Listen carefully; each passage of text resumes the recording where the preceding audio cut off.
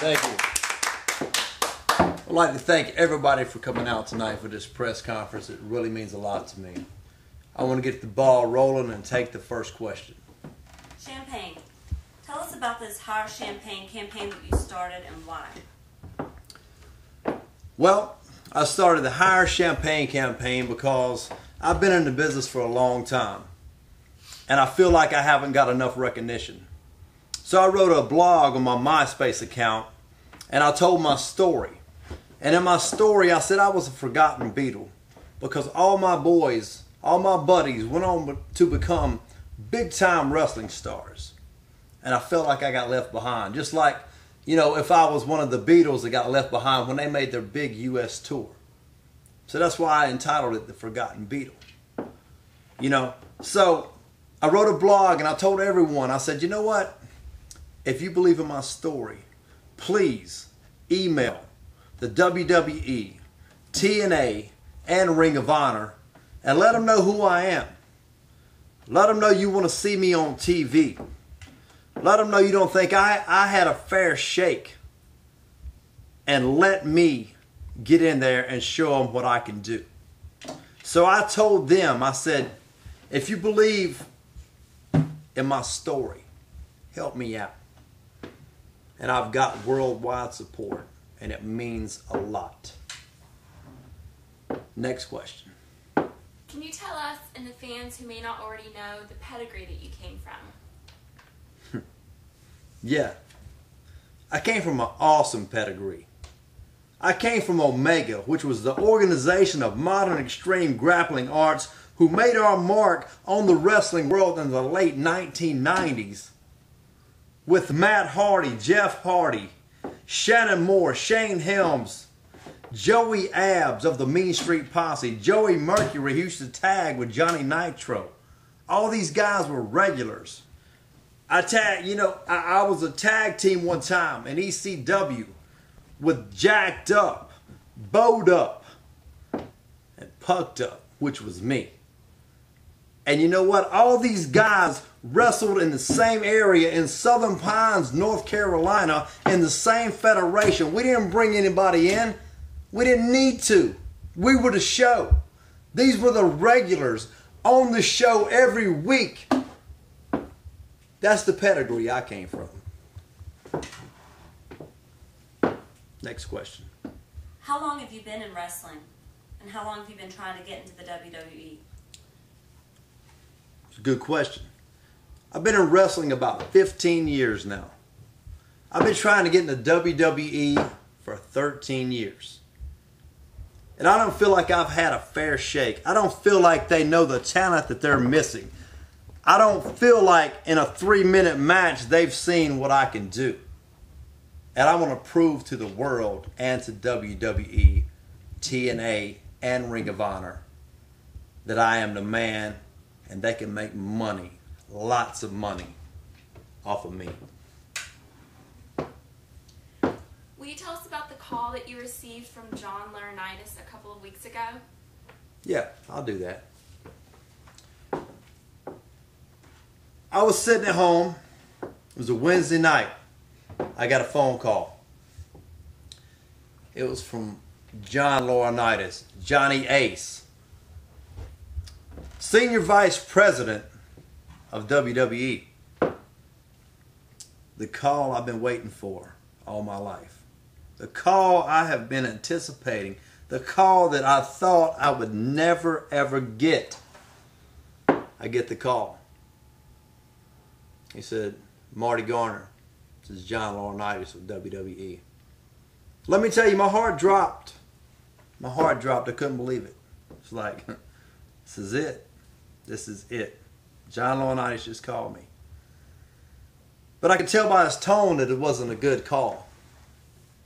He says to me, he said, Marty, did you get a viral internet marketing campaign going? And I said, yes, I did. He says to me, well, let me tell you something.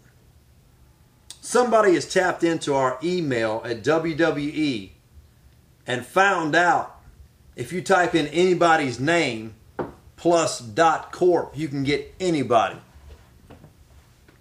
in the office. And I said, well, let me ask you a question. Why is that my fault?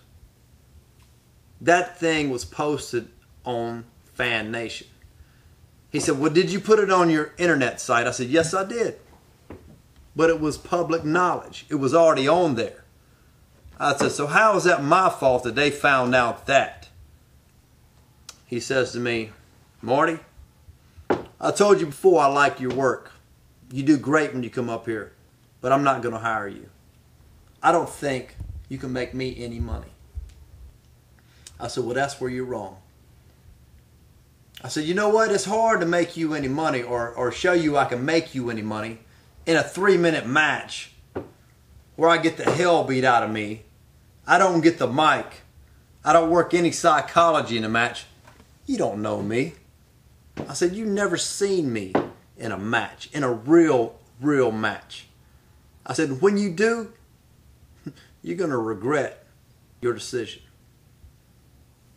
And then Johnny Laurinaitis told me, he says, well, Marty, I'm going to tell you this. He said, you're not ever going to get hired here. I told you before, you can't make us any money.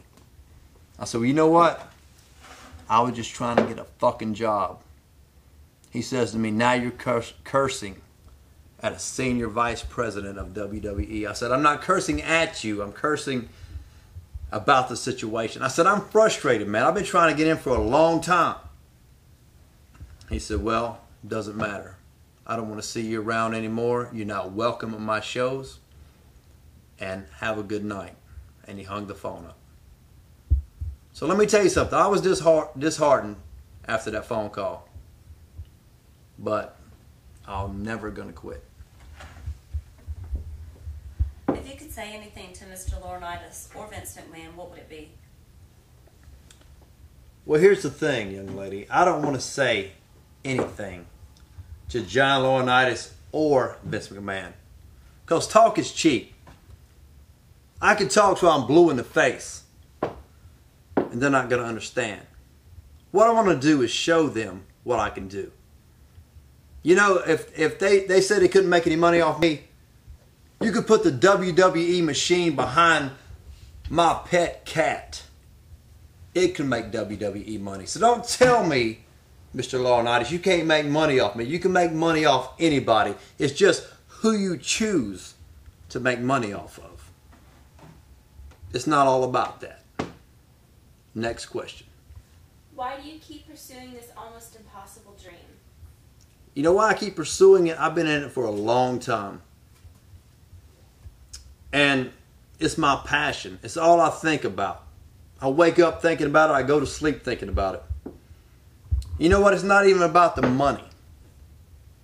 It's about that pursuit. It's about that goal. It's about getting there. It's about showing my family I'm not a crazy son of a bitch for trying to do this for 13 years.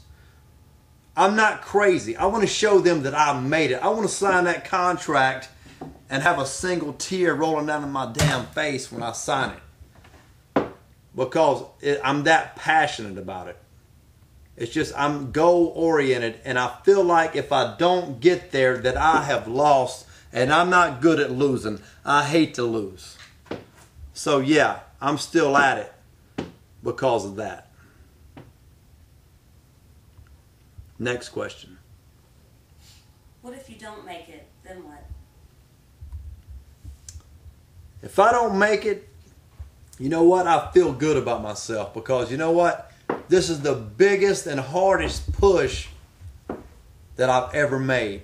You know what? I can say this about this whole situation. I think that, and you know what? I may be wrong, but I think that any independent wrestler has never had this kind of worldwide support in a campaign to get hired. And you know what? This campaign is crazy because nobody's ever tried this.